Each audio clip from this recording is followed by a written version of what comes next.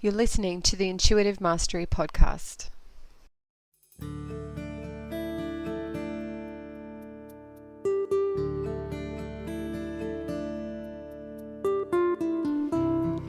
Hi, I'm Kateconnolly, and with over 15 years of intuitive healing and teaching experience, I'm here to help you celebrate intuition and value authenticity to create a world where you have the freedom to live your best life. This podcast is here to teach you how to apply the principles of spirituality, healing, and mindset to have true and lasting joy, all from the inside out. This is the Intuitive Mastery podcast. Hi everybody, my name is Kateconnolly. Welcome to my Intuitive Mastery podcast. I'm excited to have you here, and I'm excited for all of the great stuff that we're covering in this podcast series. And it's somewhat mirrored in my Intuitive Mastery School, which I'm running online, which I'm very excited about. It has something for everybody who's into spirituality, from the beginners to people who would like an accelerated one-on-one coaching, and it suits all budgets. So we have a free membership all the way up to the more premium kind of accelerated version. And there will be something that suits you. If you'd like to check it out, we have the link below and you can go in and see what kind of works for you and what you would like to try out. I'm also about to run an intuitive eating course in a couple of months, so keep an eye out for that as well. So at the moment in our Intuitive Mastery School, we're working through intuitive relationships, and it is such an important thing to get really good at in our lives. I feel like if we're ever going to fully nail something in the spiritual journey and also get something that works really, really beautifully for you and something that can allow us to stay in like a 5G vibration most of the time, it's about really doing everything that we can do to make sure that our relationships work really well. So far we've covered everything from kind of like toxic energy through to how to create a beautiful connection with our partner or whoever it is, whether it's a child or a friend or a parent. All of these rules they're applicable to everybody. So if there's something that's not quite working for you, any one of these podcasts at the moment will help you with your relationships. So today I wanted to talk to you about a really simple but very, very important aspect of relationships. And this is kind of our attachment energies. So we have 3 different styles of attachment. And I think understanding which one you are can make a massive difference as to understanding exactly how it is that you function in relationships and what it is that you might be able to do differently. There is an amazing book called Attached, and it goes into so much more detail about this and better than I'll be able to cover in like a 15-minute podcast. But this will give you a lot of the basics. And if you wanted to follow it up later with those kind of books, you can. We're going to cover this in our Intuitive Mastery School class next week or the week after. And we have some beautiful meditations to help to cleanse and clear and also code different ways of being in our relationships if that is something that calls to you. So we have 3 different forms of attachment. We have an anxiously attached type of person, we have a healthy attached person, and then we have an avoidant type person. Now, they all kind of sound pretty self-explanatory, but I will take you through it a little bit. So the anxiously attached is someone who desperately wants to be connected to their other person. Okay. And what tends to happen with these people is that they've probably had some level of trauma or a lack of really close attachment with their parent growing up, or maybe an attachment style that comes in and out, so it feels a little less balanced. But the anxiously attached person is someone who does desperately want a connection to their person. But if that other person tends to withhold or withdraw or shut down on any level, what that's going to do is create a level of anxiety for that person. And it's not just a small level of anxiety normally. So if you're a highly anxiously attached person, every time your partner or close person tends to back away or slow down or pull away of any kind or just say I need space or anything like that, that's basically severing that connection and that attachment, the anxiously attached person will go into, oh my goodness, my life is over. And I'm not exaggerating. I've been there. I have been anxiously attached in the past. I'm not anymore. But it would be something as long like as severe as, that's it, my relationship's over, my life is over, my world is over, nothing's ever going to be the same again. And it could be something as simple as, oh, I needed to go for a walk. I was just going to go to the shops, whatever it might be from the other person. And it is a really kind of scary and precarious place for that anxiously attached person. So I think if you can identify that either in yourself, or especially if you can identify that in your partner, I just want to really gently encourage you to be really mindful of holding that person's heart gently. And if you know that you have a relationship with an anxiously attached person, the most important thing that they need to feel is safe. And if they don't feel safe with you, they are going to be anxious most of the time. And especially if you're pulling away from them, they are going to get so severely anxious that it's actually going to impact their health at some point. And it is a very, very real thing. And it is something that we need to be really mindful of. So we'll come back to anxiously attached in a minute, but their primary motivation is actually connection and attachment, which is a healthy thing. This is what we want. We want to feel connected and we want to feel attached in a healthy way to our partner. So the second one is like a healthy attached.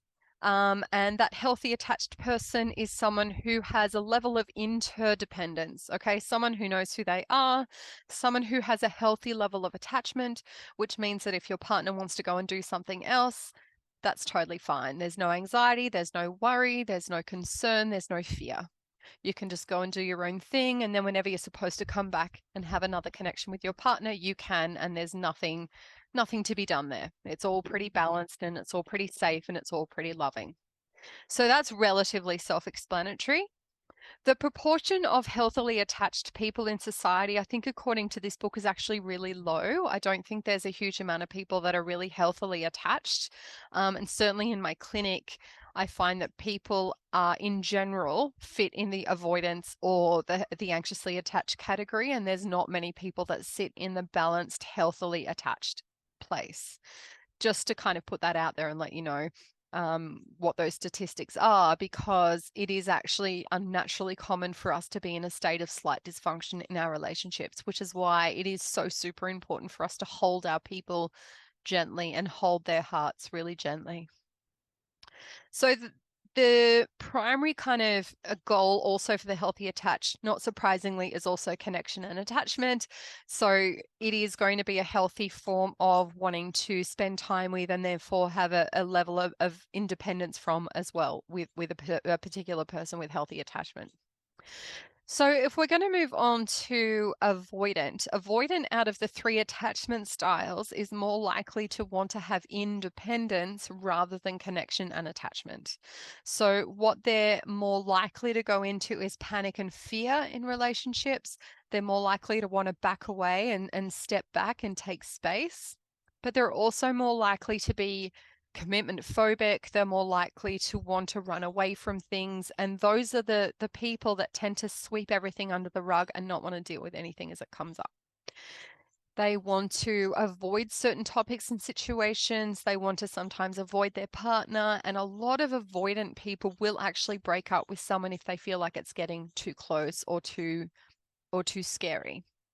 So an avoidant person will often have a big step back after a big commitment or after a feeling of really being connected and attached.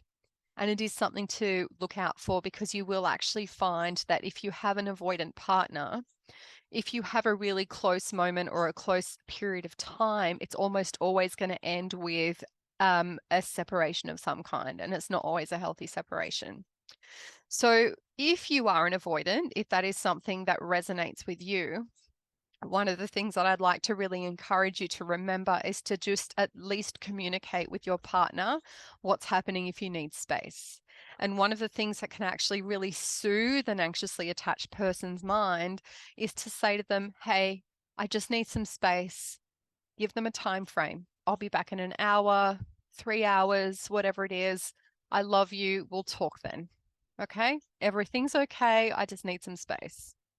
It's probably one of the most powerful things an avoidant can do with their partner, whether they're healthily attached, avoidant as well, or anxiously attached, because what it does is it communicates, it allows that connection to still somewhat stay there, and it gives that other person a chance of feeling safe because they're not worried that that person is off packing their bags and leaving.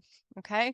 So for an avoidant, clearly the most important thing to try and do is stay in an attached place. And for the anxiously attached, one of the most important things to clearly do is remember to take a little bit of space when the avoidant needs it. Okay. So the anxiously attached person is really likely to then send that avoidant hundreds of texts when they're off taking their space, which is going to make the avoidant want to take more space. And then the anxiously attached person is going to want to send more texts. And then it can kind of turn into this bit of a runaway experience. And that's pretty destructive for both. So remember, the anxiously attached person can sometimes feel to the point where they think they're going to die, or that something really horrendously bad is happening to their life. And they absolutely 100% catastrophize every situation because they think that something really bad is going to happen.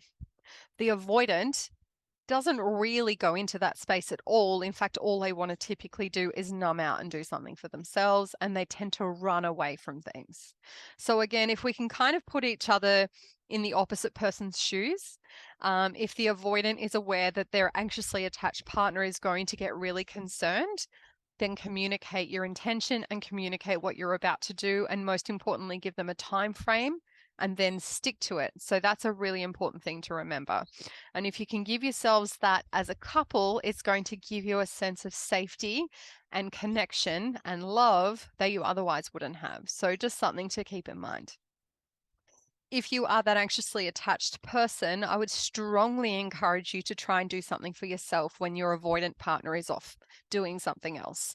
So what I used to do when I was still in that somewhat attached space, or the anxiously attached space, is I would actually take that time out to do my spiritual work. I would do a meditation, I would connect with my guides, I would work on myself on some level, and I would give myself a gift of spiritual time, spiritual schooling, intuition schooling for myself. And every time I gave myself that gift, I was also able to move through my emotions, heal whatever trigger was happening in me, and then basically calm myself down so that I was no longer in a place of feeling anxious. So it is actually such an important and powerful thing to be able to do for yourself, especially if you're an anxiously attached person, because then you can give that other person the space that they need and you can do the healing that you need. Sometimes avoidants will do their own spiritual work as well. It's less common, basically because the avoidants are avoiding. But I've definitely had clients in my clinic that don't even realize they're avoidants. And when I explain to them what's happening with their behavior and what's happening with their energetics, and they realize that they are an avoidant energy, they're usually more than willing to try and heal that as well. So we work through the emotions or the stories that are coming up for them and the belief systems, and we heal those and integrate those, and then we recode them into a place of connection, which is really important.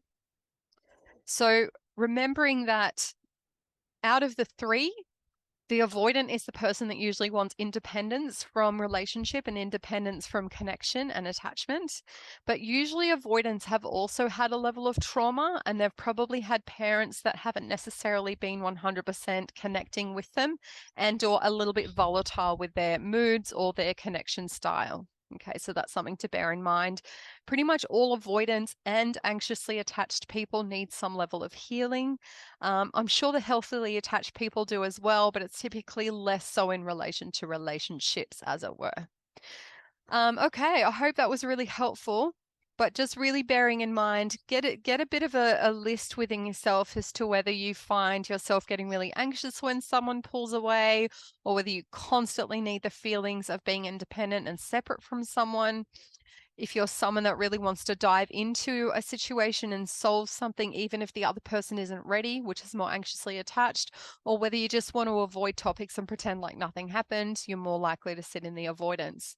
And the reason why this is really important is that when we get an understanding about ourselves and we know kind of somewhat how we respond and how we function in relationships, it's a really important key on the road to healing, because you can have a look at yourself. You can take responsibility for it. You can do some healing to get around it, and then you can take some action steps to then create a level of connection and attachment that you wouldn't have had otherwise. Have a really wonderful week. Thank you so much for tuning in. If you'd like to join my Intuitive Mastery School, click on the link below. I've also got lots of really free gifts to offer you as well, and all of those are down below as well. Really awesome to hear from you, see you, tune in to me. Thank you very much, and I'll see you again soon.